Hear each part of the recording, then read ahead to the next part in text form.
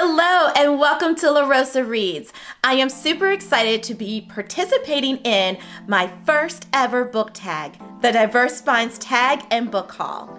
Let's talk books.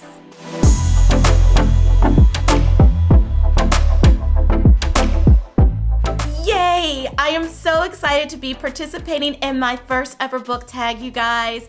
The Diverse Spines book tag is just something that I could not be more excited to be a part of. So here we have this wonderful, wonderful collection. It's titled Bibliophile, Diverse Spines. And I absolutely love everything about this collection of books. It is something that is so lovely. I love the illustrations. You can feel there's actually definition here, like some textures that are lifted up with the book. So it's got this little three-dimensional feel to it. A lot of these books I was excited to see that I already own and or have read some of these books, quite a few of them actually. And then there's so many others that I'm super, super, super hyped about that I've either already had on my TBR list, or now that I have seen the books in this Diverse Spines collection, I'm adding them to my TBR list.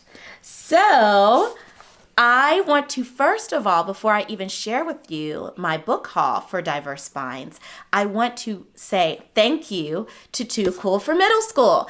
If you have not checked out Megan's BookTube page, channel, whatever you call it, I'm new to this stuff, you guys, so forgive me for not having the lingo perfectly right. You have to check out Megan at Too Cool for Middle School. So Jamise Harper and Jane Mount do a lovely job of curating some wonderful books and having them in categories that are really helpful to book lovers, book readers. And also there's a nice combination. Oh my gosh, I'm so distracted by these cute little animals. They're so cute. Oh my goodness. First of all, the dedication is lovely for marginalized writers and readers and for the booksellers, librarians, and book lovers who champion those voices. So I definitely consider myself in that category. If you are all for lifting up marginalized voices, this book collection is for you. So the contents are broken down from genres, and in between those genres are also wonderful spotlights, highlights. So there's beloved bookstores. So this book has such a fun way of curating books, putting the spotlight on these books, shining a spotlight on the books and their authors. I'm absolutely thrilled that Megan from Too Cool for Middle School offered up this tag, because I ended up getting this book because of her. And I was planning on getting the book anyway. I was going to purchase the Diverse Spines book collection, but she gave me that extra push, and I am absolutely in love with this. So I am a teacher by trade, an educator, director of diversity, equity, and inclusion. And so I love that her channel also offers a lot of tips for us educators. And she's also obviously a book lover, and she has stellar recommendations. And this is a book tag that she actually started on her channel not too long ago. And I was super excited that she opened it up to any and everyone. And so here are my books that I have chosen to spotlight from the Diverse Spines collection. So the first book that I was super excited to purchase is Royal Holiday. I think that the cover is absolutely lovely and delightful. I usually don't read romance novels. However, I have all of the feels around romance novels after reading 7 Days in June. I definitely don't want to overdo it with the romance novels. I think it would be too much of a good thing. I think for me personally as a reader, I want to read romance novels occasionally, not regularly. I think that's what keeps them spicy and fun and exciting. So Jasmine Guillory is an author whom I have not had an opportunity to read any of her books. I'm so excited that this is going to be the first book of hers that I'm going to dive into.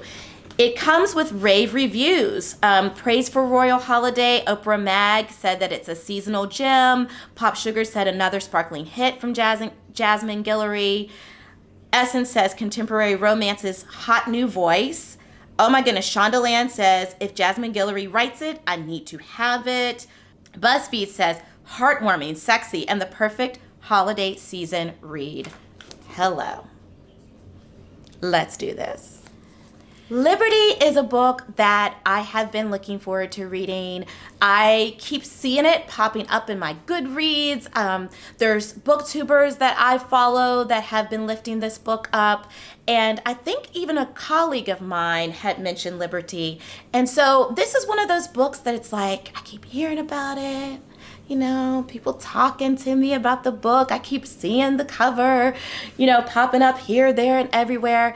And I'm like, yeah, I'm going to get that book. I think I'm going to read that book. And then, of course, Diverse Spines had the book featured. And I thought to myself, this is the time. This is a sign that I need to get this book. And so here we are. So coming of age as a freeborn Black girl in Reconstruction-era Brooklyn, Liberty Sampson is all too aware that her purposeful mother, a practicing physician, has a vision for their future together. Liberty is to go to medical school and practice alongside her. But, here's the but. But Liberty, drawn more to music than science, feels stifled by her mother's choices and is hungry for something else. Is there really only one way to have an autonomous life? When a young man from Haiti, now we got some love up in here.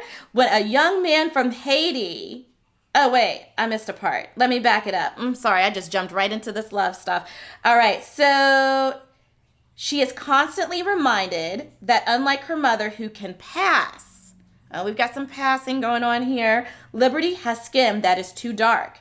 Now, when a young man from Haiti proposes to Liberty, and promises she will be his equal on the island, she accepts, only to discover that she is still subordinate to him and all men. As she tries to parse what freedom actually means for a Black woman, Liberty struggles with where she might find it for herself and for generations to come. Woo! I cannot wait! This book, I'm going to love this book. I feel it in the air. I can just feel it in my bones. Liberty is the book for me. Chimamanda Ngozi Adichie is an author that I hear so much about. A lot of the students at my school in the upper school, they absolutely love her work. They have a lot of Adichie's works that they have to read. A lot of her literature is a required read for our students in the upper school. And so it's interesting that I have not personally read any of her work. And I'm a little surprised and a little disappointed in myself because I feel like I've listened to a lot of her TED Talks and I'm a huge admirer of her. And so this will be interesting that We Should All Be Feminists could potentially be my first Adichie book. What drew me to this book, We Should All Be Feminist, is the wonderful little fun fact that was shared in Diverse Spines. So in 2015, the Swedish government gave a copy of this book to every 16-year-old girl in the country. Like, think about that. So if every Swedish girl in the country, once they turn 16, receives a copy of this book, this has to be in my hands, in my home. I have 2 daughters, and so I am definitely committed to reading this book. I just absolutely love that it fits right into my hand. It's like, I don't know, it's like one of those books that you feel, I don't want to say it's like the Bible.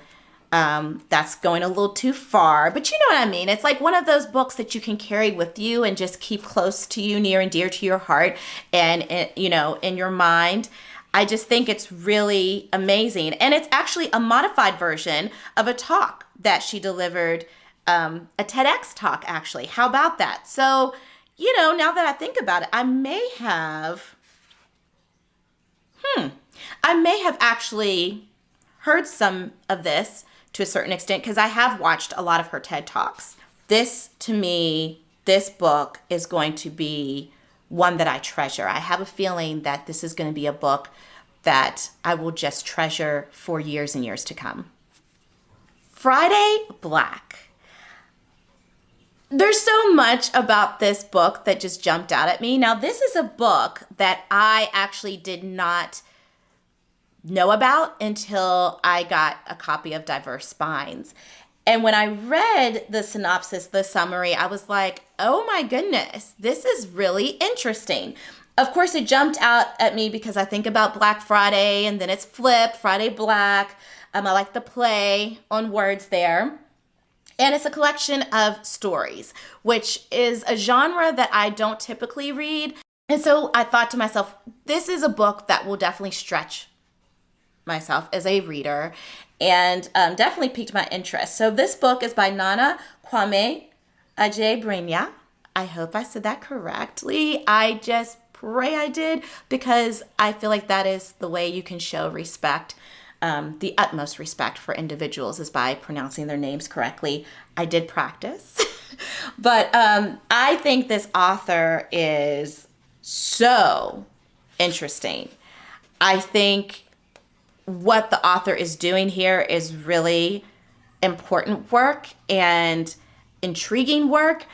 It's a must read. I'm just reading this. Here's the author on the back here.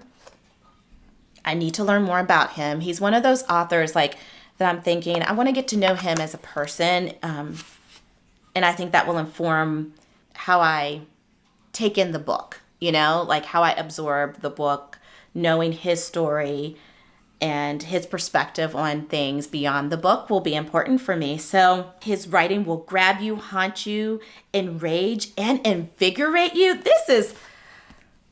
Can I handle this, you guys? I don't. This is an exciting read. So, by placing ordinary characters in extraordinary situations, the author reveals the violence, injustice, and painful absurdities that Black men and women contend with every day in this country. The stories explore urgent instances of racism and cultural unrest and the ways we fight for humanity in an unforgiving world.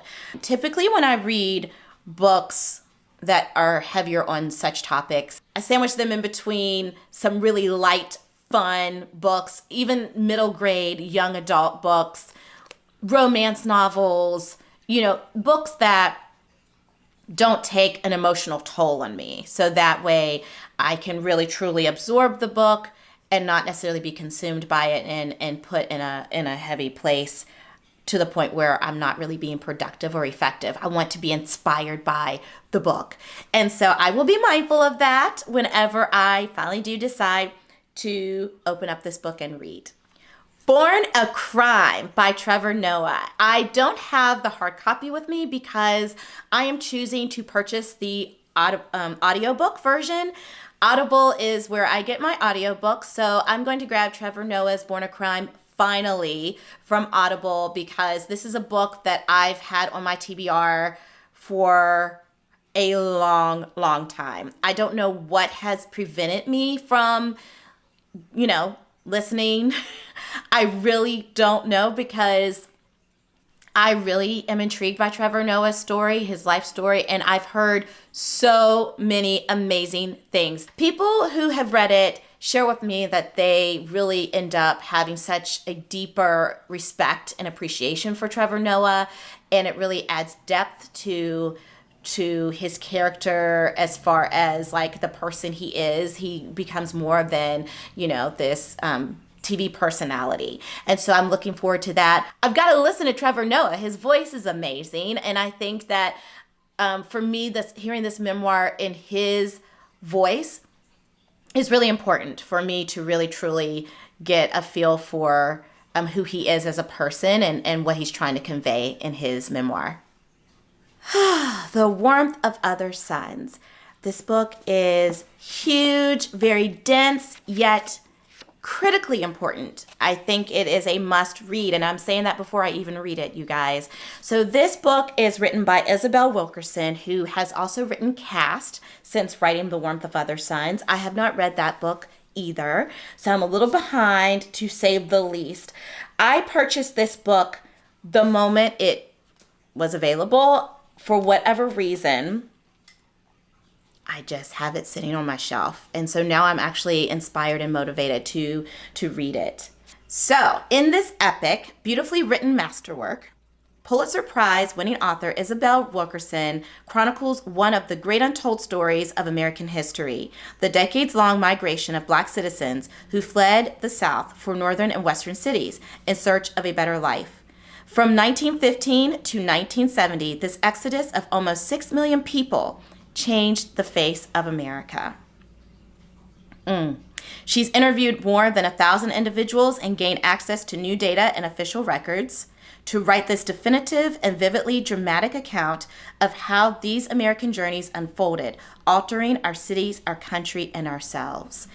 And the Washington Post says that this is an extraordinary and evocative work. I just get chills reading the summary. I get chills thinking about this important moment, this important move, no pun intended, that really changed the shape of America, changed the culture of America.